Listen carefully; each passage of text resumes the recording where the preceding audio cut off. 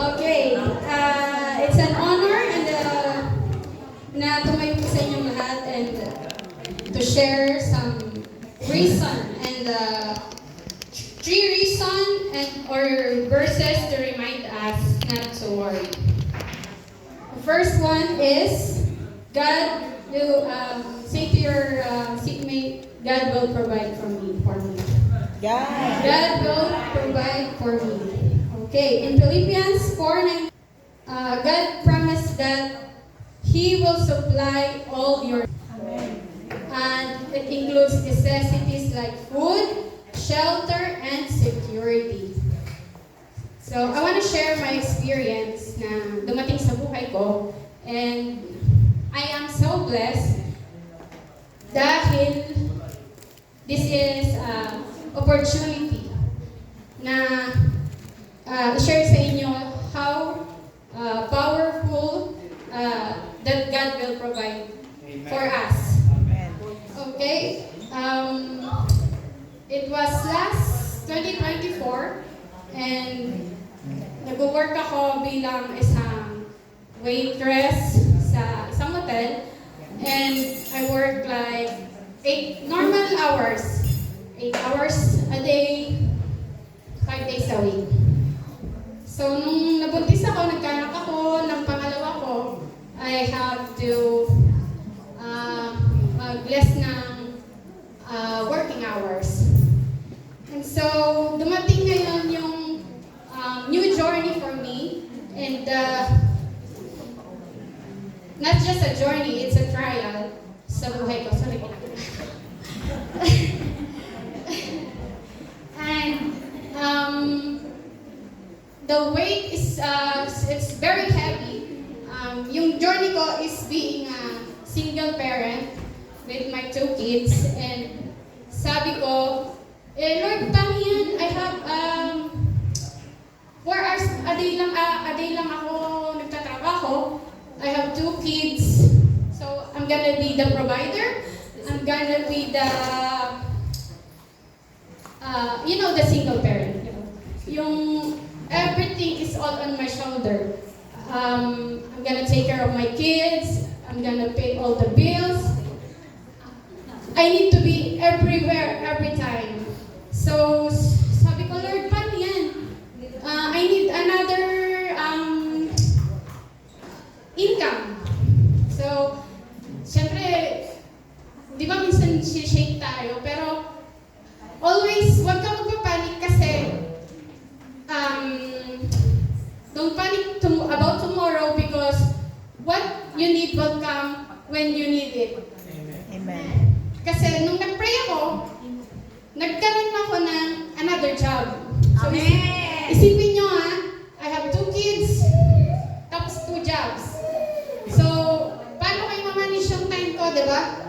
But, yung binigay na job ni Lord is work from home. So, I work like 5 days a week, 4 hours, and then another 3, it's not 3 days, it's 3 nights. So, 3 nights, gising, pag-uwi ko ng bahay, alagaan ko yung mga anak ko, I work at night until 7 a.m. Sometimes, yung work ko sa hotel, inabuka, at saka yung work ko ng panggabi, sometimes nagsasabay. So, one day wala akong tulog.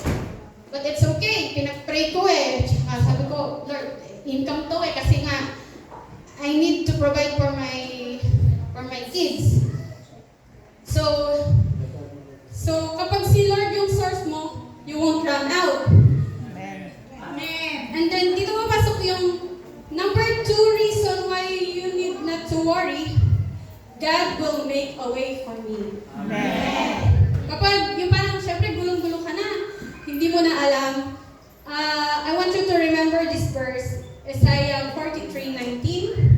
Behold, I will do a new thing, not it shall spring forth, shall yet not know it. I will even make a way in the wilderness and rivers in the desert. So God will make a way. Amen. So sabi ko, Lord, I have money. Paano naman yung time ko sa mga anak ko? Sino magsusundo? Sino maghahatid sa school? Kasi I'm very blessed sa trabaho ko sa hotel. Kasi pag nirequest ko na, ito lang gusto kong time, ayoko ng gantong araw, sasabihin nila sa akin, hindi pwede kasi ganyan-ganyan, pero at the end of the day, ibibigay nila sa akin.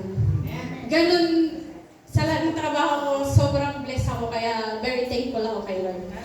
And then, yun ang sabi ko, Lord, paano yung time ko sa anak ko?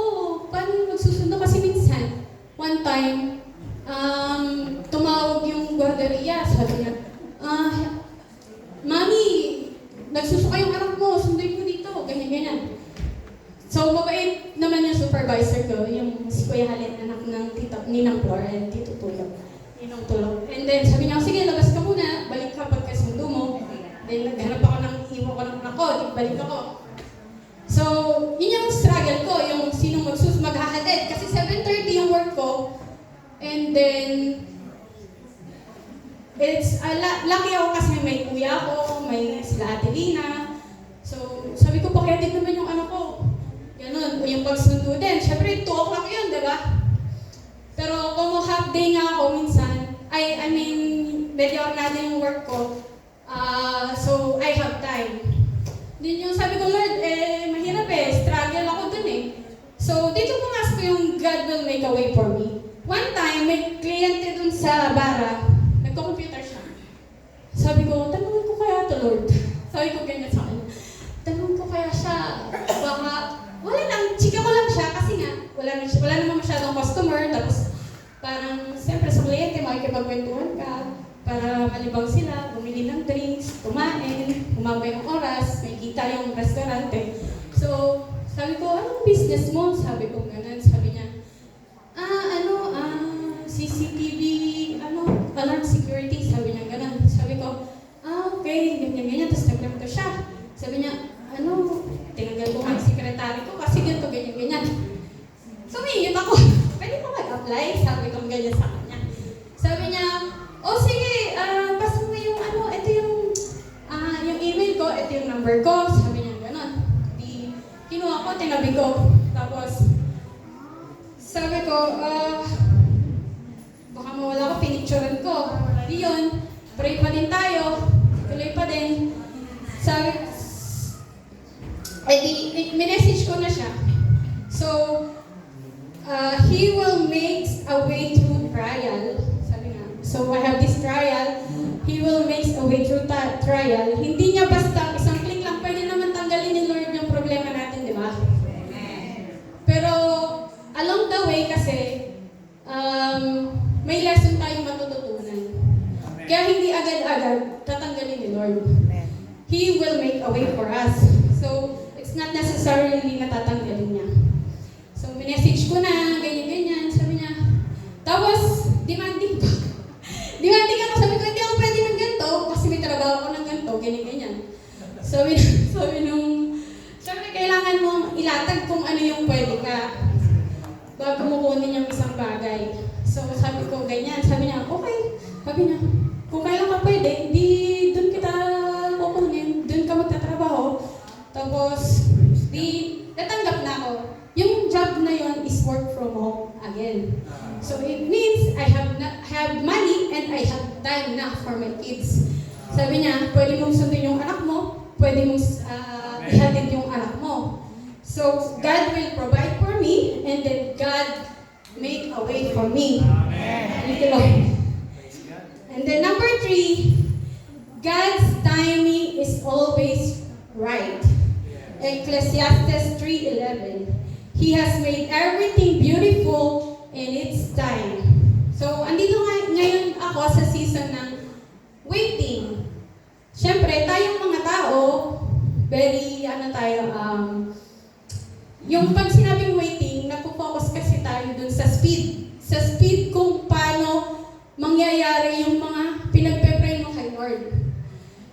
Yung timing kasi ni Lord is to prepare the things to be beautiful and align sa situation with a greater purpose. Yes. Kaya waiting is a season of preparation. Amen. So wag nating mamadaliin, keep on praying, and mahirap yung mga pinagdaanan ko, pero minsan nga sasabihin ko, oh Lord, Pinagdaanan ko na lahat. Ready na ako. Bigyan mo na ako ng 10 million. Subukin mo na yun kung magbabago ba ako. Pero syempre, joke lang yun. Pero yun nga, minsan nawawalan din naman ako ng pasensya kasi napapagod ako. I have everything in me. Pero keep on praying. Surround yourself sa mga taong magsusupport sa'yo. Na magbibigay sa'yo ng positive and always, syempre, yung andyan yung encouragement from God. Basta surround yourself with, yung katulad natin Christian. Kasi sometimes, there's a lot of people na gusto lang makibalita, So, basta keep on praying. God will provide for you. God will make a way for you. And God's timing is always right. Because God sees the beginning and the end. Kaya nakikita niya yung full picture. So whatever happened in between it is God's plan. Trust God that is shaping you and protecting you during the wait. And I want you to face your seatmate again and say, what's meant for me will arrive at the right time.